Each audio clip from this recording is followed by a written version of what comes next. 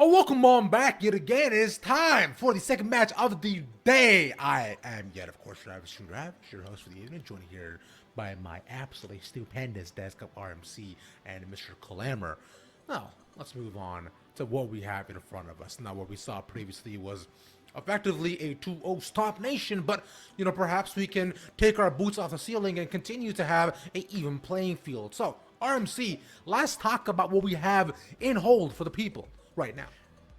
Well, Rav, I don't know if we're going to be taking the stomping boots just off quite yet. We'll have to see, but we do have CLG Faith versus AOE Randoms here, and I feel like for CLG here, there is quite a lot of faith needed. They're coming into this series off, some struggles. They got O2'd by AGT there in the group stage first day. AOE Randoms coming off a 1-2 against Fear, and considering how dominant we just saw Cincinnati Fear be here, Randoms are actually looking at a pretty decent spot for this matchup. I'd say so as well. So, Mr. Brandon Coleman, give me your overall high-level meta thoughts on this matchup. Yeah, those are a lot of big buzzwords. That's what I use it as a coach. So for context, this matchup is very important. The team that loses this matchup is out of top 10. Well, not necessarily out of top 10, but it is really, really unlikely. For randoms, they are guaranteed out. For CLG Faith, it becomes really, really unlikely for them, and they basically have to be praying for a ton of random upsets to happen. No pun on AOE randoms. I think that this is a very interesting match because, as RMC just talked about, Faith has been struggling. I think there was high aspirations for this roster, and maybe they've fallen a little bit flat. And then on the other hand, Randoms was very low seeded coming into this tournament, and they've impressed a lot of people, me included. Looking at this roster going into this tournament, I wasn't really sure how they were going to play. When I was co-streaming some of these games, especially in the OQs, I was really, really impressed with how this team has performed. Individually, maybe not as there's no stand-up player that's going to 1v9, but this team plays so cohesive, man. It literally feels like there's just one brain for 5 players. When they were playing against No Org, it was a 45-minute game. I remember this distinctly because I was with Smacks and Cubby. We were watching this game, and they had no business being in this game against a team, like No Org with the talent that this team had, and just very, very on a dime. Whenever they needed to make a play, they were able to identify, hey, we need to make this happen in order to stay in this game. And they were able to execute flawlessly for 45 minutes, and they still ended up losing that series. But that was the first game I saw, and I was like, man, this team is a contender. And like you just said, taking a game off Fear is very, very impressive. So it would not surprise me if randoms are the favorites for a lot of people going into this matchup. Yeah, and I just want to say, the games against Fear were kind of similar as well. Yeah. Even when Fear won, it wasn't easy games coming through from Fear. They weren't the stompings we saw tonight. A lot of them went the full distance here. And for AOE Randoms, I was hyped on them already last tournament, summer number 1. They've made some roster changes, having Coulter come in the jungle for Cyber, Psycho replacing Devin as well. And there is a massive upgrade, not necessarily pound-to-pound skill level like Coulter was saying. It's not like one standout player now, but the synergy that these 5 people have together is just absolutely incredible. This was the synergy that we saw seeds of in summer number 1, but now they're blooming and they look incredible together. Yeah, I think a lot of that credit does go to Colthrow. If you're a stats guy and you're just looking at KDA or support CS different to 10 or whatever stat is your preferred stat, you might not look at this team and these are insane performances. There's games where Colthrow KDA wise is not having the best game, but his ability to identify what his team needs to be doing and what his role is in facilitating, especially as one of the primary engage, usually he plays primary engage for this team, is very, very good. And as someone who has followed Colthrow across collegiate for a while now, it's been really great to see him have such strong performances. So yeah, I mean, there's nothing really else to say, but again, back to that point, the team looks very, very cohesive, especially for a team that half of which just came on for this qualifier. This is not a team that's been around for 2 months and played in the first tournament, hiring out the Kinks. It was hey, you got to go into this OQ, beat some teams, and then get it together very, very quickly, and they've done so.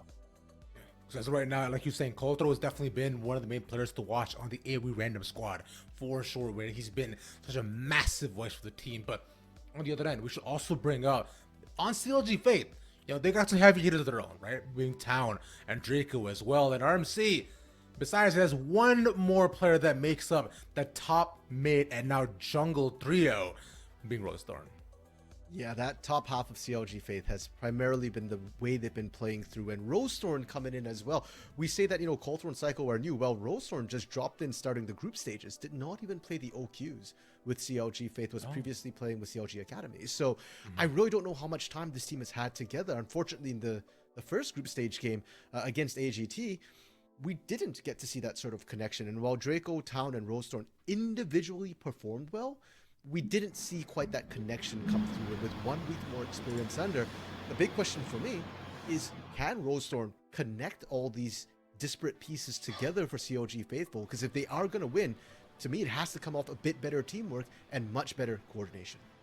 I'm gonna be honest, dude. Rosethorn being an amateur it should be against the Geneva Convention. This guy, when he was playing in Academy for CLG filling in, he was doing very, very well. Enough to... Yeah. I'm not saying that obviously with their roster situations and imports and stuff like that, there was probably no real way for him to actually keep that Academy spot. But man, he played like he deserved it. I would not be surprised to see him go Academy next year, like get back up there, because he would look dominant in Academy, and him being an amateur, like that's a very tough ask for, we were just talking about Colthrow, and how well he's played, but man, that's a tough ask asking to go into Rosethorn, who's been looking dominant this entire, basically the entire summer. Yeah, like Colthrow is a homie, and I respect him a lot. But like going up against Rosethorn, bro, it's gonna be a tough call. Well, jungle right now is such an important role, and now you got a 1v1 against the kid. Woo!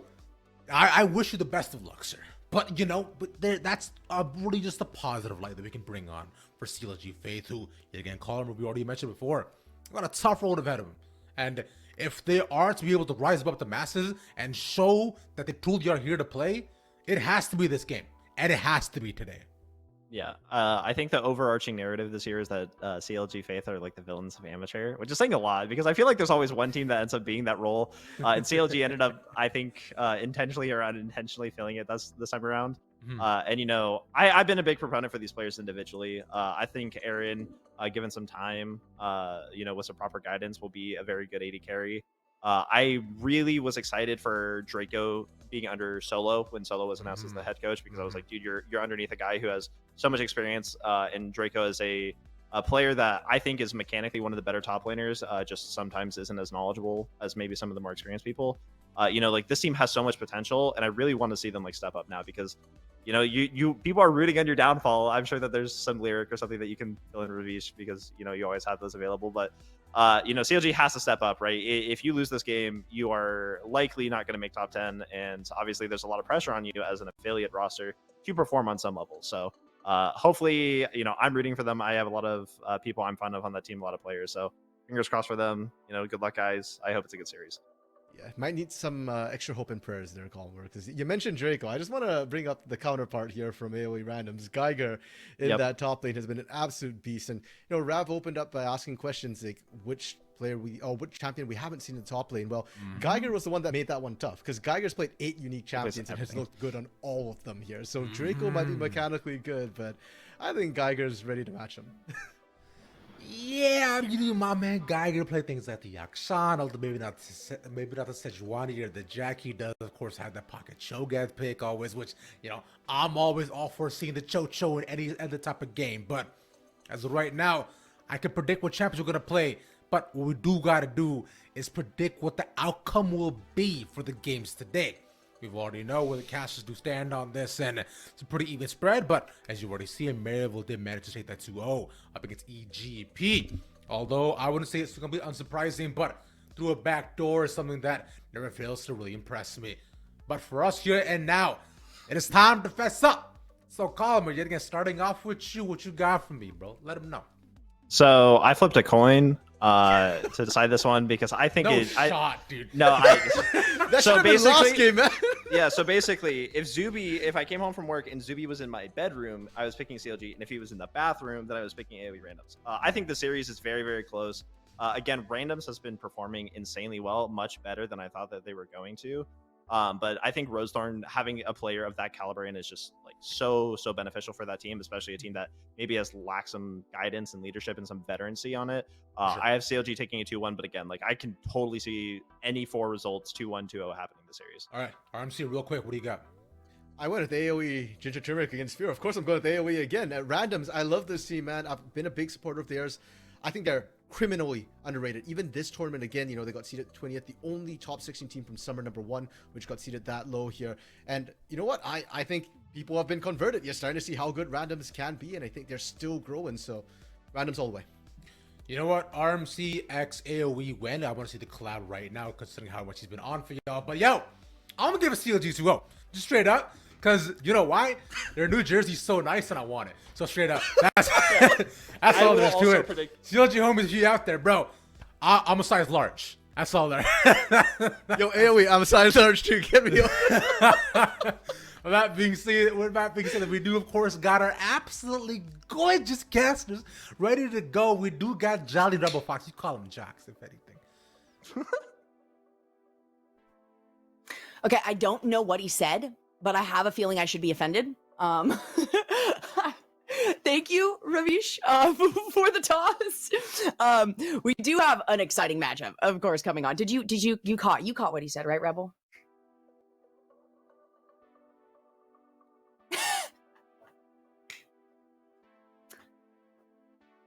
Yeah, hey, you know what? It works. It works for him, okay? He gets it. He gets what he wants. I was asking you, though, before, while we were kind of listening behind the scenes, you know, to what was going on.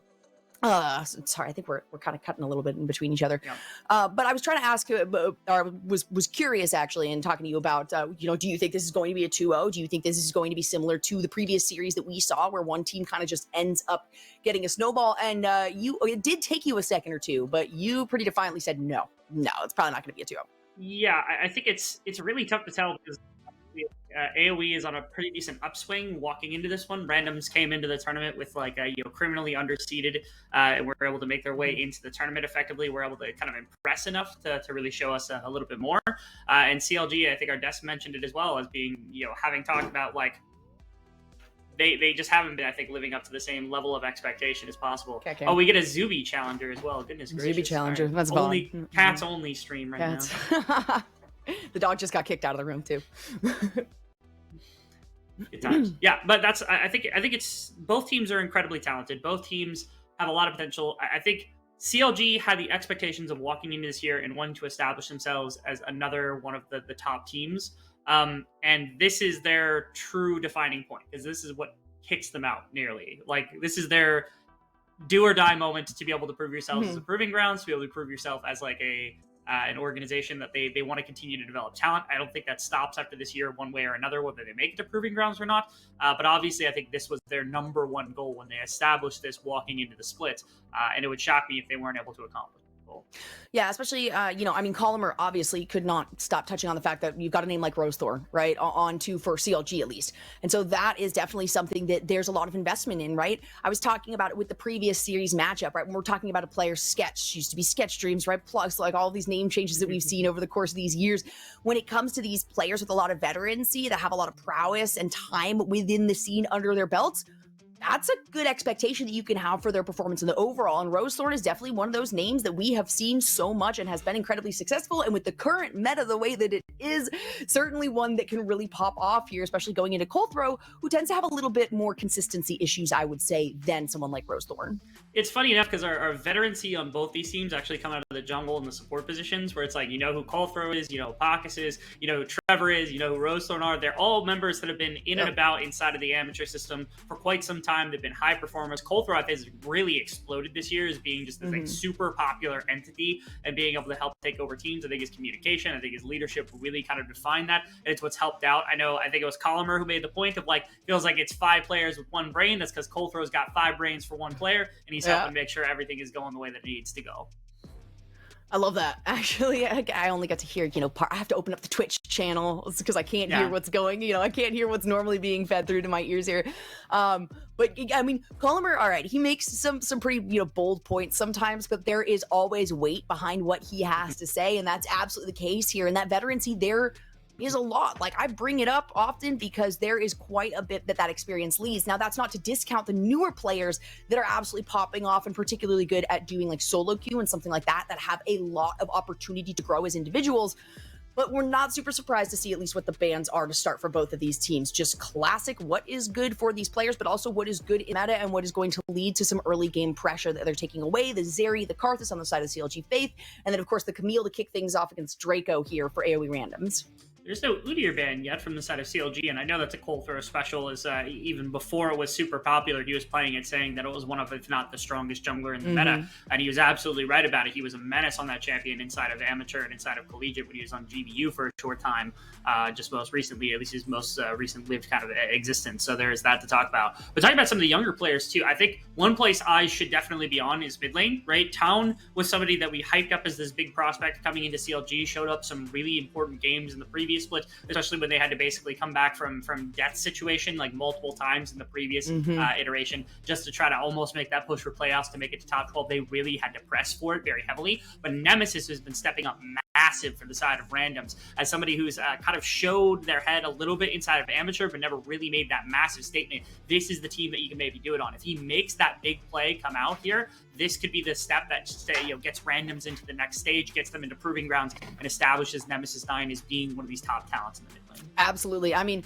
the number of times that if you watch Twitch chat, you see Nem9's name pop up, because he's another fan favorite, right? He has these crazy plays. He will make really, really bold moves, right? That are quite calculated, that are sometimes risky, but when he's able to actually execute it properly, my goodness, he is a sight to behold. So I think you're absolutely right. With the last series, we were looking more towards the bottom side. I think it's going to be a little bit more of just kind of retaining that bottom lane, going for the objectives, but really focusing on getting these mid laners pushed up so that they are capable of roaming towards the solo, well, not the solo lanes, but towards the other lanes.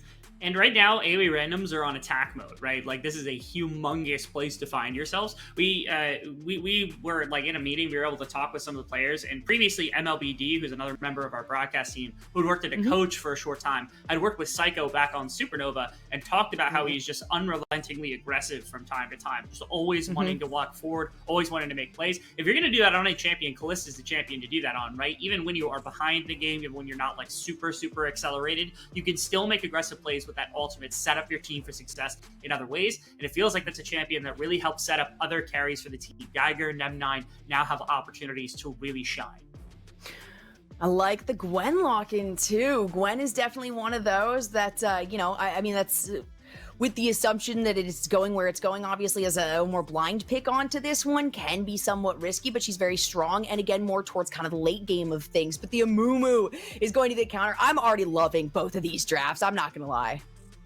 Yeah, on one hand, I think CLG is a little bit more self-contained, and they're focused on really trying to fight. They're going to establish a little bit more quiet of an early game and let that kind of speak for itself as time goes. On the other side, I feel like randoms, they just want to gut check as fast as possible right now, right? Yep. You get Kalista and Mumu to level 6, it is nonstop, pull the trigger as fast as possible. The Volibear lets them dive a lot more easily. If you're going into big team fights, those are a lot of members that can walk really far forward. It feels like a death ball that's being set up that you could really get behind very effectively with some powerful champions. Once again, setting up these solo laners on randoms to be very, very active inside of team fights and inside of the game to make sure you can snowball into something impactful.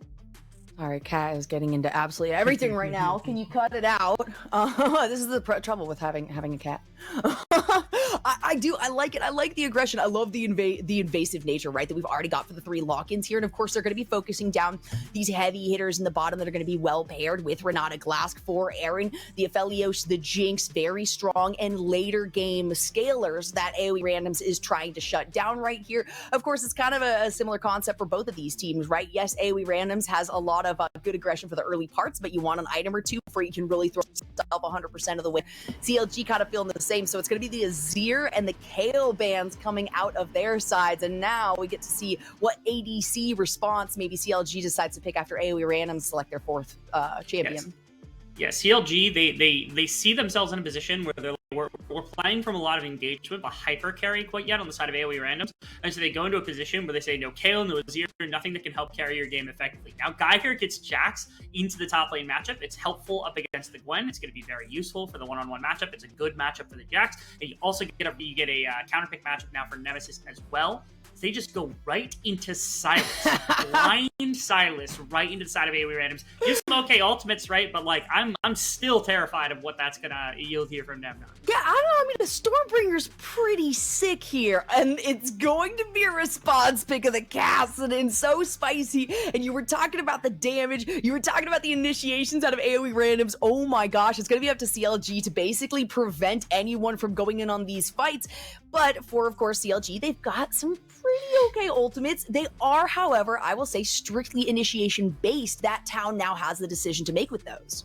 I was in a position trying to figure out what exactly AoE randoms was going to go for. I was like, okay, Victor could fit into a lot of circumstances where, like, that's a big AoE player, like an AoE damage dealer, lots of magic damage, right? Cassiopeia would fit a lot more DPS. It would make your Baron incredibly enticing, and it's somebody that can capitalize on members that get caught out from maybe, like, over positioning into this Amumu. Nope, that's not a Nem9 champion. Kassadin is the Nem9 champion. He loves his melee champions inside of the mid lane. He sees the Silas. He says, I'm going to take that counter matchup. I'm going to beat Town in the one-on-one, and then I'm going to carry the late game as the melee champion, which is insane. Kassadin's capable of doing it. I think it's a little harder than one of the other champions to make sure that it's going to get going, but it's definitely one of these statement champions that I think Nemesis 9 was looking for to take AoE randoms to the next step. Yep, we'll have to see if it works out. Nemesis 9 is an absolute beast on this one. And not only, with the counter pick there, you also had AoE randoms doing a really good job with the flex pick and picking up that Volibear early on. And then you had the Amumu lock in, right? And so you're like, all right, probably, Amumu likely going to go support, but could be in that jungle role still. So all that flexibility gave AoE randoms a really good opportunity to find more counter picks than are normally capable of going through. So we'll have to see how it turns out. Game number 1 between CLG Faith and AoE randoms. And as we zoom in on Rosethorn, we're not surprised to see that this is exactly the kind of player he is. Yeah, he's unfortunately already been killed by his own teammate, as Town had the Black Spear from the Callista ultimate, needed that one to make sure he could throw him in when the time comes, if he ever is to use that Fate's Call coming through. But otherwise, we just get a nice little scenic view of Summoner's Rift here over top of everything else. The thing I'm worried about from the side of CLG Faith is I don't mind their composition. It's very counter-engage oriented, which means if AoE randoms are going great inside of the game, or if they get off to a very good foot, I think it's harder to play this composition out if you're CLG Faith, right? You get the Xayah. I know you love the Xayah. The Xayah is perfect into what they're bringing because there's a lot of just like one tap engage. So you dodge it with the Featherstorm and you're completely good. Renata has ways to cancel out the play afterwards because you pop that ultimate and immediately everybody's attacking each other, running away from your carries, and it buys space for Draco, for Aaron to step back up into the remainder of the team. But again, one solid forcing play, especially if you're ahead on the side of AoE randoms, can just kind of throw everything by the wayside. One time that Aaron doesn't have a defense for some of the engagement, and immediately the fight starts to look rough. And yeah, you're talking about, those ultimates. It is great at least to have the escapability, right? So Aaron and Trevor with this Xayah, with this Renata Glass, they do have escapability, but that's the scary part is on the other side, when those ultimates are coming in, you absolutely know that Psycho is throwing pockets into the mix of things. And when you throw out the tantrum, there's not a ton that can be done. And already initiations are coming through so that Psycho can get as much damage down as possible onto both of these members. And it's a bit of a bullying game down Aaron and Trevor in the bottom lane now. They take advantage of the fact that they have, not only Callista level 1 for being able to pull the Ren and just immediately get more damage out, but also the Amumu for the binding up with the Aftershock at the beginning of the game. They're just trying to take advantage. And again, this is a necessary place to be pushing inside of this game, as Town wants a little bit of activity. But again, Nemesis has the ability to trade back, which is of interest. Again, these lanes, AoE randoms, are not bad ones at all. They got good matchups in just about every single lane that you can imagine. As CLG is, they're going to feel suffering. I think if they get to the team fighting stage unfazed, then it's going to take a little bit to get them on track. But ultimately, I think they're going to be in an okay place if they don't have to worry about sitting across from like a 5K gold lead, at least in my imagination. Yeah, and this should be sustainable enough to prevent that from happening. The other side of it too is you've got Cold Throne, Rosethorn on this Udyr and Volibear, who sure they can initiate early on, but you've got so much of that sustainability available in these solo lanes that it allows them the time to kind of farm up a little bit, to grab an item or two before they decide to show their face in one of these lanes so that they can actually make an impactful gank, because we have seen plenty of time wasted when one of these junglers, particularly towards the bottom side of the map, is waiting for some sort of initiation and just gets counter collapsed on. already. Actually, we saw Coulthro step into the jungle of Rosethorn there for a minute, which is, Town is able to step out a little bit faster. It's a little bit of competition for the scuttle. Okay, nothing too crazy. It just means I think that Rosethorn's going to have to cross map. He's going to have to walk through mid lane. The push is already there from the Silas. If he had stolen that one away, I think it would have been really difficult for Coulthro to come up with a response, and so Coulthro likely would have had to go with that second crab. But because he was able to snag that one away, I think he forced that one as much as possible. Bottom lane, that's... It's a good start. The Blade Caller snuck into the first blood. Hold on, the first blood does end up going over, but the bailout works wonders. So it ends up being the double kill right there for Aaron. My goodness, what a play. Gorgeous usage right there from Trevor. He's one of the most experienced supports we have inside of the game. He's been inside of Proving Grounds multiple times now. He even played a little bit inside of Academy earlier this year. He's shown some really incredible play in the past. That right there, it would have been easy enough just to dump your W into Aaron and say, hey, you can carry the situation with the attack speed buffer and you're not going to die. Instead, he throws it on himself. He says, we can get that elimination before anything gets shut down. Just nice decision making. Again, it's the attempted aggression with this early game combination from the Amumu and from the Ballista. It's not going to be enough. I love this right here. Again, they just force down Psycho. They use the W, and then he uses the minions to just body block the Q, make sure there's no additional burst damage. They can get him in range for E. The guy's Aaron a ton of gold. That's a great place to be. Your Xayah now very powerful, and she's got enough peel tools that she doesn't have to worry all that much. I don't know if you know this, Rebel Fox, but I like Xayah. Yes, I'm aware of this. I'm a bit of a Xayah proprietor, and I've always been. Ever since she came out, I just love the fact that she has so much utility in her kit, and yeah, she does have that escapability. Not only that, but you're literally navigating which direction you are walking, and you are kind of dictating where the opposing ADC is standing so that you avoid getting hit by those feathers or standing amongst them so that you have the opportunity to get blade collared. Of course, I do love the fact that it's a Callista, which means, you know what, at that point, you can be absolutely anywhere, and as long as you're autoing and using that passive to kind of sidestep at the perfect time, then it's actually quite easy to either escape that blade collar pullback or accidentally get caught in it. Ooh, actually, Rosethorn's up here. I doubt they fancy a dive right now. There is no level 6, so they have no way to defend Pakis in the right circumstance. It could just be that Aaron will step up. The ward, however, will catch Trevor stepping into the jungle as Rosethorn's actually caught out just a little bit right here.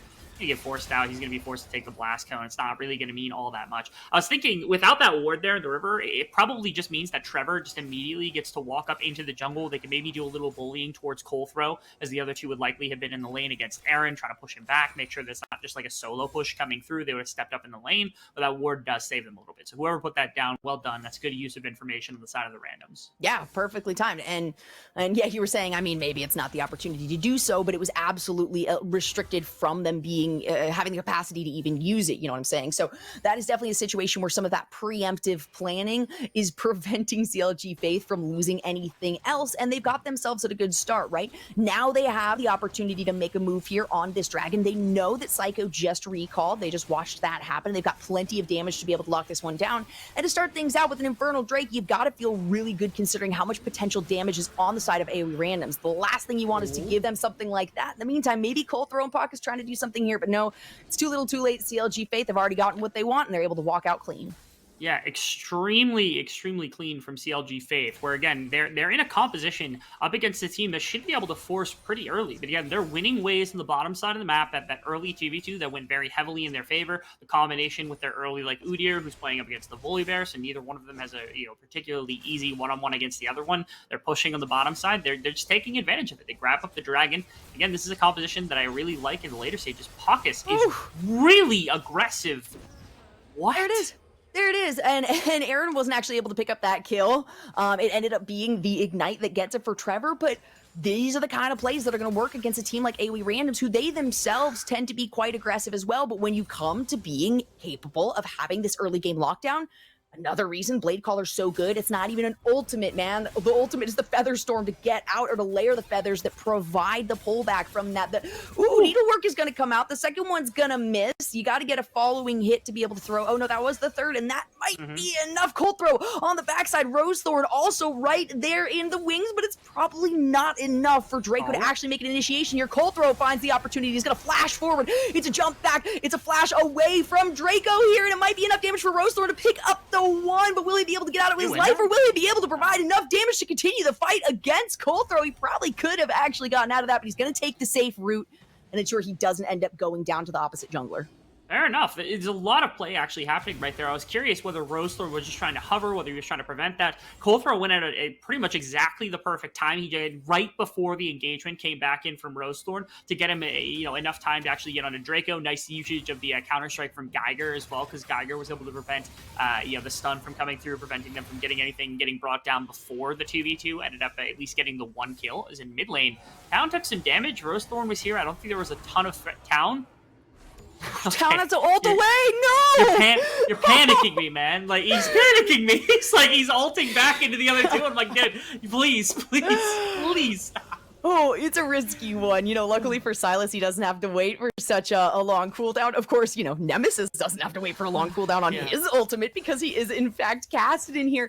But you got to feel good if you are either CLG Faith or a fan of this team, because they have managed to gather pressure really where they have been, going for in the early parts of this game as we're getting closer and closer to the 10-minute mark, about a 2K difference in their favor. And now they're going to be able to make a move on this next objective. Okay, they have no level 6 for Pockus, and there's no movement from Psycho up to the top side of the map, which means that you're just contesting. And Trevor actually ended up here before anybody else. I think he was on vision, so they saw him. But there's not enough speed, I think, from the side of the randoms to really get up here fast enough to contest. I think they're worried about that, as they're going to try to catch Aaron here. There it is. The ultimate is going to come out. The knockup doesn't come through from Pockus, who does not have an ultimate of his own. The blade caller is following up. The flash of response was almost predicted. Is it going to be enough to pick up the kill on Psycho? No, it's not. It's a huge shutdown onto Aaron. Oh my god. That was a bold call, to say the least, from the side of Aaron right there, right? You're sitting here against two members. They get full engagement into you. They both have ultimates. They have Ignite on you. And you still decide to turn for the fight? Aaron, you almost pulled the kill. I gotta give him props, because he was within, maybe single health points of killing Psycho right there and making me look the chump. But that was incredibly aggressive. You want to talk about Psycho always wanting to make the aggressive play. Aaron right there probably could have just flashed, ulted out, and made sure to get away from them underneath the tower, but he went for the kill, and you gotta respect him at least a little bit for that call. Absolutely, he was so close. I mean, that has got to be single-digit health that Psycho was sitting at there. And again, part of that, Pockus didn't have the ultimate until the end of that fight. So while the ultimate from Psycho did come through, Pockus was able to get there and layer down some crowd control, but not really what they were looking for, because the pop-up didn't come through. So you're right. I love that kind of play style, though, coming out from Aaron. And that is also some of the sneaky stuff you can do with a champion like Zai, is to say, all right, you know what? I can ultimate in or out. But the struggle is, we just saw it right there. The flash had to be used to try to reposition to actually get the blade caller through, and it still didn't pull due to the passive that Psycho has within Callista's kit. It's tough. Ooh, Tiger? Solid lockdown. Needlework is still up and available, but it has to be careful. Okay, in the river is Rosethorn and Trevor, away from bottom lane, just as he normally is. Not going to get too much here. That is a worrying trait. Trevor is always out of the laning phase. If we had the ability to track his proximity to bot lane, I guarantee it would be far and away the smallest of any support in the entire all of amateur, because he just spends so much time away. And that's something notable, is there's 2 kills, but right now with the 2 kills, it's probably not much, if any, of a gold lead currently sitting in Aaron's pocket against Psycho right now. So they've neutralized that early couple of kills. Now, while that's good, I guess, the Callista and the Amumu aren't really ahead right now. You can see, what is it, they're back and forth depending on who's killing a minion, between the two of them. Now, the difference is that there has been, Trevor's been able to secure them. That dragon right there was a big part of that, was him roaming into the river. The Rift Herald, he's shifting into top side before that kill had come through onto Aaron, where he almost turned it onto the others in the bottom lane, was also off the back of, Trevor roaming as well. So they're playing well around it. This was the case on his previous team as well, but right there, CLG using him effectively to control the map. Geiger tries to use the leap strike back, but there was another charge of the needlework. No chance of getting out of that one alive. Draco, finding a good one, did end up using everything, so it doesn't have the ghost, doesn't have the ultimate anymore. Coldthrow recognizes that, tries to take advantage of it, but it's still just too much pressure on his top side, so Draco looks for the plate and gets the heck out. Yeah, bottom lane, they also dropped the Rift Herald. Rosethorn is here with that, just to try to burn some plates off, get a little bit of gold. It looks like they put some into Aaron right there, as well as the wave being here. I do wonder if they're going to try for something, because they're locked into the tower. They know where Coldthrow is. They might just be worried about Geiger being able to teleport and play for the defense. So instead, Rosethorn just punishes on the other side of the map by going, hey, I'm going to take every camp on your bottom side, Coldthrow. That's what you get for sitting in top lane and taking your top laner's farm, because he was gone and wasn't able to farm it, right? That's the punishment, man. Don't touch minions. They're not yours. So Rosethorn just gets all of his camps. Gets his camps. Still doesn't have that first item finished. We can see that the chem tank has been completed, actually like a minute or two ago there by Colthrow, thanks to the fact that he's got that one single kill. But of course, Rosethorn still has a lot of opportunity when we're talking about mobility. Once again, that is what has been locked in for both of these teams, which gives a lot of that roaming opportunity, but a lot of this counter engage opportunity. And we can see right now, maybe Trevor making his way down to try to make a jump on to Nemesis here. Hostile takeover is available. He's down a few levels, but Nemesis, of course, is just going to be able to ult away from that one, no problems. Yeah, now, if the Shades catch right there, I actually think they can follow up pretty effectively. That's a situation where Trevor probably is able to handshake him back, far enough to where, like, Silas can follow, even if he decides to ult away a second time. This top lane, that's the needlework. I think that's going to be that. The stun, Rosethorn? Yeah, I think there's enough tankability within this team. However, now you've got Colthrow who's jumped in. Rosethorn uses the final one of that needlework to come through, and then on the backside, you've got Trevor with the hostile takeover, and that is going to be enough for CLG to clean that one up, at least to even things out in a 1-for-1. Yeah, they're going to cover up bot side, but the thing is, Geiger is no longer here. So once again, the Jax is falling victim to a lot of the top side pressure. Trevor's going to hang around as well. I think I space before Draco to be able to do his anything he wants. That was a strange handshake, pulling him back in, but it doesn't matter all that much. Instead, just a little bit of a deterrent. As a second time now that Colthrow has to cover for the top lane, because again, Geiger is just getting bullied a little bit by the rest of this team. They're making sure that the Gwen matchup and the Gwen is getting strong enough that he doesn't have to worry about the one-on-one up against this Jax pick. Ooh, this is definitely a scary one. Oh my goodness. If you are Town, my gosh, you're getting hit by all of these minions. In the meantime, Colthrow in the mid lane was able to snag that scuttle grab. He's not going to go down either, because you can see that Nemesis is able to make his way up. Some vision clear happening in response here. AOE Random's doing a great job of holding on, even though a lot of these fights are going in favor of CLG Faith. Goodness gracious, once again, take a wild guess who it is on the bottom side or top side of the map. It's Trevor, who is just making everybody feel his wrath. The one problem with this, again, is the Psycho and Pockets, they've actually done quite a bit. Aaron has fallen behind about 30 CS, probably about 25 CS grand scheme of things, and the tower's almost down, which means it's difficult. They're giving some gold back to the Callista. She isn't super accelerated, but it is at least something to fight with inside of this mid game. They're at least getting one of the major players inside of some of these mid-game team fights. It's going to be valuable for the randoms. More gold to really work with than you would have wanted them to, especially after that early 2v2 went really heavily into their favor. We'll see if Psycho and Pockets can take advantage of it, because I think that's going to be a really big turning point. 1 minute until the next dragon, this Rift Herald that's on the map. We'll see if there's any plays to come out from the randoms. Yeah, I mean, AOE Randoms is also going to struggle too when you got this Renata Glask who is roaming around so much, providing so much for the rest of the team. And, Amumu is great on these initiations, especially when you're in the laning phase. But when it gets a little bit later on, it's really just offering utility for initiation, soaking up aggression, and then also throwing out that tantrum. It is going to be Geiger throwing out the counter-strike, and Draco using the second piece of the needlework pockets on the lower side here. There is the tantrum, and it's going to be a big one. Colthrow should be able to provide enough damage. Draco, the next target, follow up with the bandage toss. Your hostile takeover does not hit anyone. Unfortunate for Trevor, and there is the Featherstorm. No blade caller opportunities here, as all of AOE Randoms are down very low on this Herald spawn. It is still a 5v4, though, in favor of AOE Randoms, but they're going to be the ones that run away from this objective. CLG Faith, not going to clean it up, actually. They want to continue on for the fight. This dragon's up soon. Yeah, I think the randoms want the dragon more than anything else. Even if they give up the Rift Herald, they're okay with slowing the dragon stacking down from CLG Faith, and they are not okay with this, because they said, okay, fight us around Rift Herald, you're not going to do it, then we'll fight you around dragon. We'll just do whatever it takes, because right now, the Amumu ultimate for Town, not a lot of ultimates available from the side of the randoms. Makes it difficult for them to really kind of infringe upon this, even in a 5v4 situation. Haven't been able to get a bunch of health back into Colthrow or into Nemesis. We're just playing a little bit of footsie right now between the two teams, trying to make sure they're trying to get backs to come through, but Trevor's making sure that's not going to be the case. He's so good. It's it's not often that you see this much bullying come from a Renata Glask onto somebody like a Jax, but there we just saw it happening. Trevor able to keep that one back. That means CLG Faith is going to start up on this dragon, but AOE Randoms is not giving it up that easily. Still looking for a potential initiation.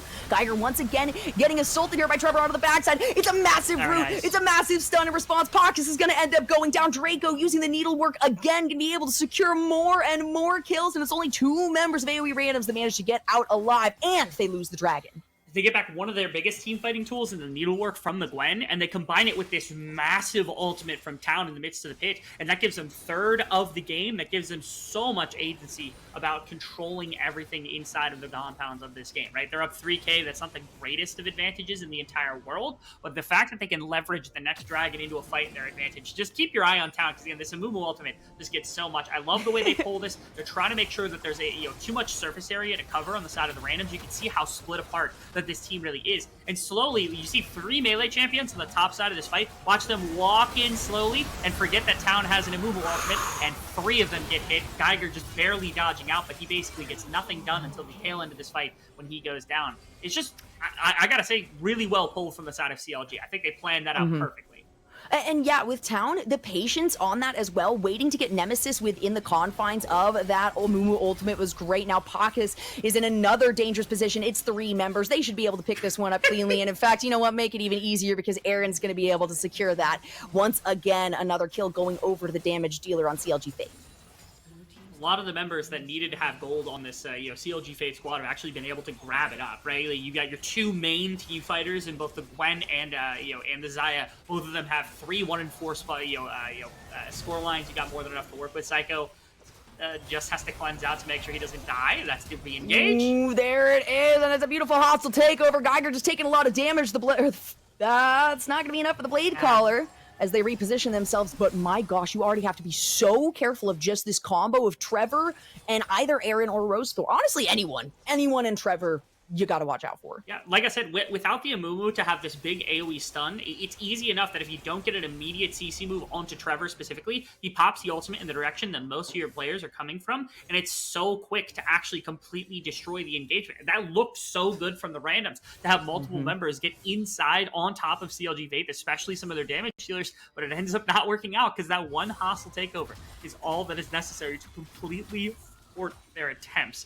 Leads to them actually, I think, pulling up a Rift Herald as well, only just before the 20-minute mark, so they got about as late a Rift Herald as you could possibly ask for, and they're commanding enough of a lead that I think they're comfortable with anything. 2 minutes, the Rift Herald is probably going to be leveraged into either, getting additional towers, like an inner tower or something. That's going to be a massive gold spike, because that's actually the first tower of the game taken from the side of CLG. They got a bunch of standing gold up right now, that if the Rift Herald is used properly, they can either get 2 full towers or trade for the soul, which is either way. I think the randoms are trying to prevent either from them happening. I don't think they can't let that happen, right? They can't be leveraged like that. Right, exactly, yeah. You don't want to give things over to the team in the lead, I think is definitely a general consensus that AoE randoms can agree with here. And especially with the chances of these members getting caught out, this Jax and this Amumu, both of whom have fallen 4 times on their own, 0-4 and 3 and 0-4 and 2 respectively for those 2 players. So while they do provide that utility still, like I was saying, Amumu's going to fall off anyway as it is.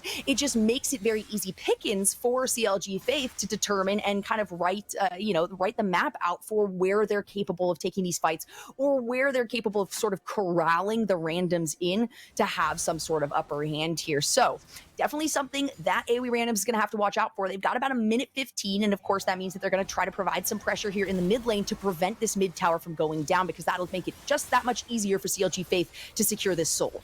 Keep an eye on the setup also around the dragon from CLG Faith. Right now you have Silas, who shoved in an extra wave. I believe it's a wave and a half stacked on the bottom lane. That should be putting pressure into bottom tower. That's going to pull a little bit of attention by Nemesis, it looks like, if he doesn't just deploy right through mid. And if they don't do anything about it, it's possible that just shoves into the tower and ends up stacking so heavily that if there's a fight one around the dragon, they could just push through bottom lane, especially if they don't burn Rift Herald. If they end up getting that bot wave stacked the way that it is right now and nobody does anything about it, and they win a dragon fight, they could potentially push for an inhibitor tower, because the death timers are starting to climb higher, especially if they got Mountain Soul.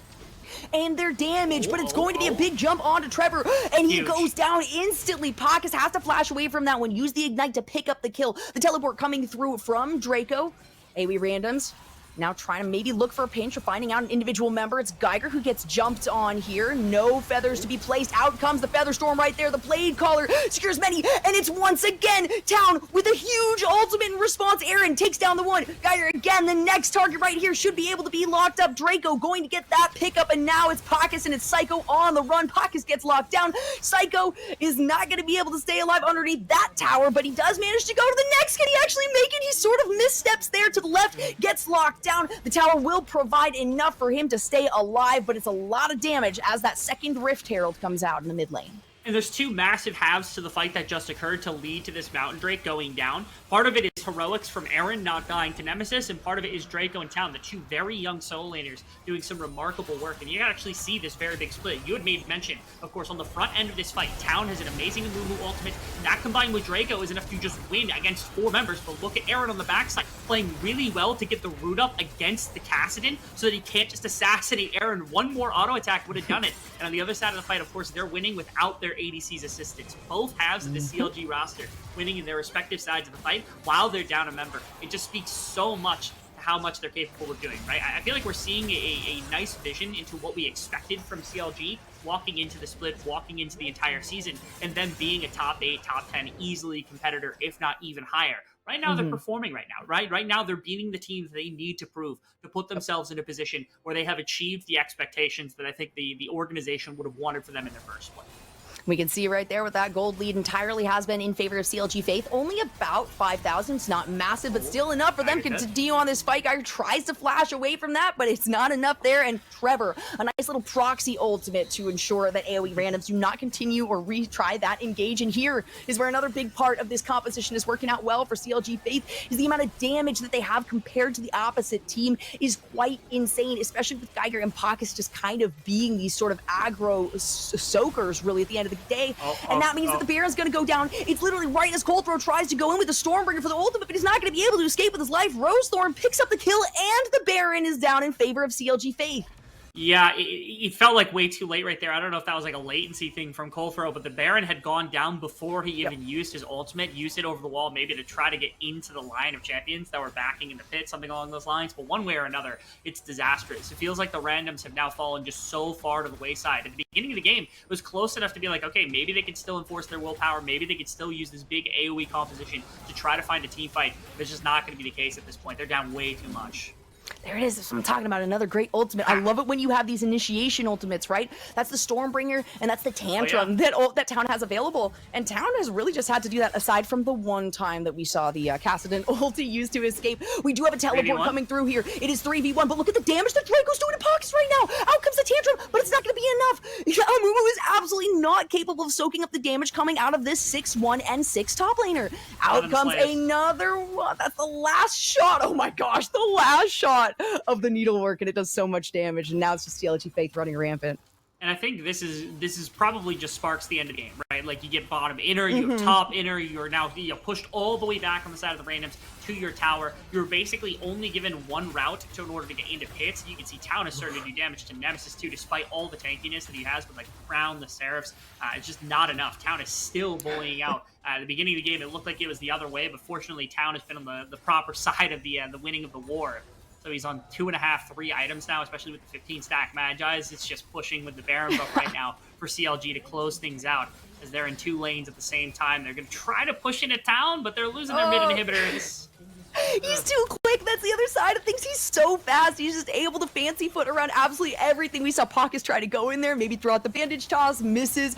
Everybody just trying to hit Town for something, but he's too quick. And in the meantime, that mid lane is going to get burned down. That's 2 inhibitors. Still 51 seconds left on this Baron buff, so it's going to be Baron empowered cannons that are hitting these towers. And just like you said a moment ago, Rebel Fox, this spells the end of the game. At this point, it is CLG Faith looking to pad their stats. Geiger maybe looking for something on that counter strike, but it's not going to be enough. Onto the backside, it's a huge ultimate again from Trevor Aaron with yet another big feather storm. The Blade Caller on there is going to give her a double kill. Nemesis now on the run with possibly escape before. Yeah, he's gonna make it out, and the Nexus will go down, but he does survive. Game 1 going over to CLG Faith. Yeah, CLG win the massive war of attrition. They make the early plays happen. They didn't really fall victim to any big skirmishes that I think really could have been played around very effectively from the randoms. They kind of threw everything that they could into the meat grinder, right? It was a combination. That early 2v2, I really do think set a massive amount of the pace because it prevented the Callista and the Amumu from really getting off the ground super early at the beginning of the game. It allowed for Aaron to kind of stay on his lonesome in the bottom lane a little bit while Trevor won the other side of the map entirely. So that means what should have been a winning matchup for the Jax ended up getting shifted because of the top lane pressure. The mid lane was completely silent and bot lane was won from the early minutes. And after that, there just wasn't any early game pressure at all from the side of the randoms. They weren't able to make anything happen. And CLG walks away with a really comforting win in that one. It really was, yeah. And you know, I was talking about the counter picks, you know, that AOE randoms were able to secure for themselves, but you're absolutely right there, Rebel Fox. It really didn't matter at the end of the day. And this was with a blind Gwen being locked in. So there's a lot of confidence also in something like that. But you always have to consider, even if you've got the counter to Gwen, she's got this innate, this built-in survivability and this sustainability. So it's always something you got to watch out for. And I do feel like Geiger was kind of holding on to his counter-strike, the second charge of that counter-strike, as long as possible when he had some opportunities to throw it down quicker. You don't get as many stacks on it, but at the same time, you at least still get the stun. And so maybe there were a couple misplays there. Either way, I like what they were trying to do here with the Callista Amumu Volibear. It seems pretty slick, but when you get shut down that early in the bottom lane and you have Amumu as the support, he's just going to end up being a body that is offering kills over to CLG Faith, and that's how things ended up turning out. Okay. All right. I'm going to give us a minute to breathe because I think we got to check in with the desk on this one to see exactly what they have to say and maybe give us some hints on going into game number 2 here between CLG Faith and AOE Randoms.